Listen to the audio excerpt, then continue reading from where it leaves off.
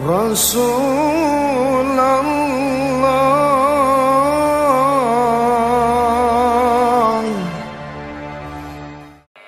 Oleh sebab itu berapa banyak sering diucapkan, diceritakan kepada kita orang-orang yang hidupnya sama Rasulullah, ahli ibadah, akan tetapi tidak punya hormat sama Nabi Muhammad.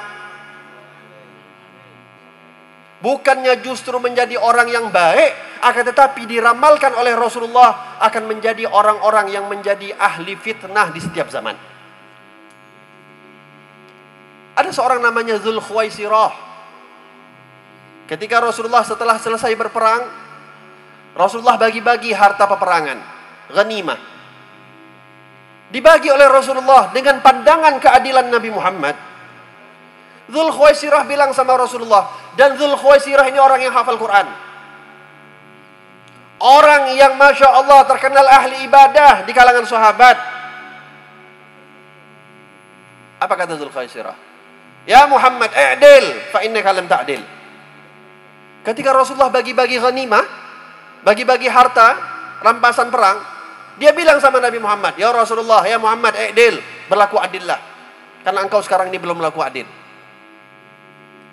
Berani ngomong untuk Rasulullah, suruh Rasulullah adil. Siapa manusia yang lebih adil dibandingkan Nabi Muhammad? Allah saja mempercayakan wahyu yang datang dari langit untuk Rasulullah. Hanya sekedar perkara harta dunia, Rasulullah gak mau berlaku adil, gak mau sifat amanah. Apa kata Nabi Muhammad? Kalau bukan aku yang sifat adil, siapa lagi di muka bumi ini, atas muka bumi ini yang bersifat adil? Ditantang sama Nabi. Dan setelah diucapkan oleh Rasulullah, Dzulkhuwaisirah gak minta maaf, pergi dia. Gak ada hormat sama Nabi Muhammad. Pergi. Apa kata Rasulullah? Akan keluar daripada sulbi rejal ini. Akan keluar daripada sulbi lelaki ini, kata Nabi Muhammad. Orang-orang yang nanti akan melantunkan ayat suci Al-Quran. Disebut dulu ahli ibadah. Karena memang kakeknya orang ibadah. Akan keluar daripada sulbi ini orang-orang yang melantunkan ayat suci Al-Quran. Akan tetapi tidak ada yang dia baca daripada Al-Quran yang masuk ke dalam hatinya. Semuanya hanya keluar daripada mulutnya saja. Gak masuk sampai tenggorokannya, kata Rasulullah SAW. Sehingga terkenal keturunannya Dzulkhuwaisirah adalah orang-orang yang hasilnya menjadi orang-orang Khawarij. Hidupnya sama Nabi. Kurang apa lagi coba? Ahli ibadah lagi. Satu orang namanya Sudayyah. Ada yang mengatakan namanya tak terkenal. Ada yang mengatakan satu hadis mengatakan Sudayyah namanya. Ini orang sahabat semua puji-puji dia depan Nabi Muhammad. Kata sahabat, ya Rasulullah, itu ada orang yang mana dia ahli ibadah, luar biasa ibadahnya Rasulullah. Sampai-sampai dikatakan oleh para sahabat, itu jenggotnya nggak pernah kering daripada bekas air wudhu. Kering wudhu. Gak pernah kering itu jenggotnya, selalu basah karena bekas air wudhu. Nabi gak kenal. Sahabat semuanya tahu, Nabi gak kenal. Akhirnya ketika itu satu kali sahabat sedang duduk sama Rasulullah, masuk itu orang Sudayyah. Ketika masuk, kata sahabat, itu ya Rasulullah, itu orangnya yang kami bilang tadi. Kata Nabi Muhammad, aku lihat daripada wajahnya itu adalah bintik-bintik daripada syaitan. Penuh bintik-bintik daripada syaitan wajahnya itu. Sahabat heran, loh, ahli ibadah ini Rasulullah. Ketika masuk masjid, dipanggil Rasulullah, ta'al. Kata Nabi, apakah engkau ketika masuk ke dalam masjid ini, wahai Sudayyah, merasa dirimu lebih hebat daripada kami semua? Dengan bangganya dia mengatakan, ya. Di dalam hatinya dia ingin masuk ke dalam masjid bukan untuk duduk sama Rasulullah, tapi dia menganggap ngapain duduk-duduk sama Nabi Muhammad, lebih bagus aku banyak ibadah, lebih bagus aku sholat di masjid daripada duduk sama Rasulullah, gonggo sama Nabi Muhammad. Ditanya sama Nabi, apakah engkau merasa dirimu ketika masuk ke dalam masjid ini lebih mulia daripada kami semua? Oke lah kalau dia menganggap lebih mulia daripada Sayyidina Abu Bakar, Sayyidina Umar, Sayyidina Utsman dan lain-lain. paling enggak apakah dia masih menganggap dirinya lebih mulia daripada Nabi Muhammad? Dia katakan iya. Lalu ini orang pergi ke sudut masjid, dia sholat.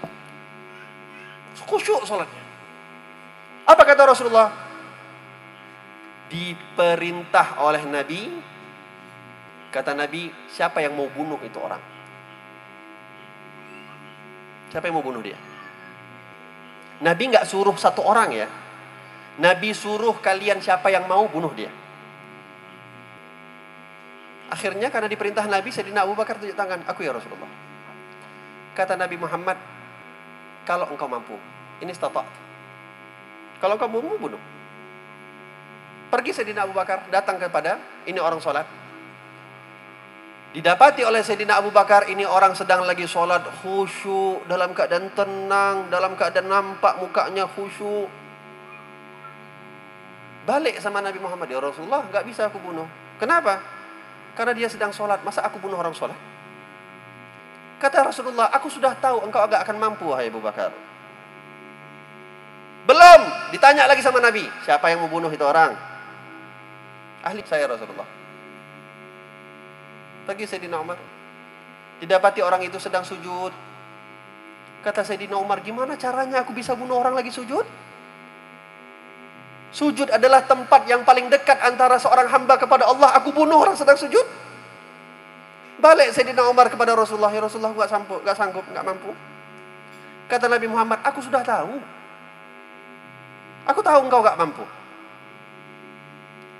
Ditanya lagi sama Nabi, belum putus asa Rasulullah, tetap siapa mau bunuh itu orang? Katanya Sayyidina Ali, tunjuk tangan, saya Rasulullah. Kata Nabi, ente sahibuh, in adrakta. Ente kejar itu orang kalau memang dapat. Ketika Sayyidina Ali mau membunuh orang itu, didapati orang itu sudah gak ada di masjid. Balik sama Nabi Muhammad, ya Rasulullah, gua udah dapat. Kata Nabi Muhammad, aku sudah tahu. Aku sudah tahu. Di sini kita mengambil pelajaran orang yang ahli ibadah tapi nggak punya keagungan, nggak punya rasa hormat, nggak punya rasa memuliakan kepada Nabi Muhammad, tak ada nilai ibadahnya di sisi Allah.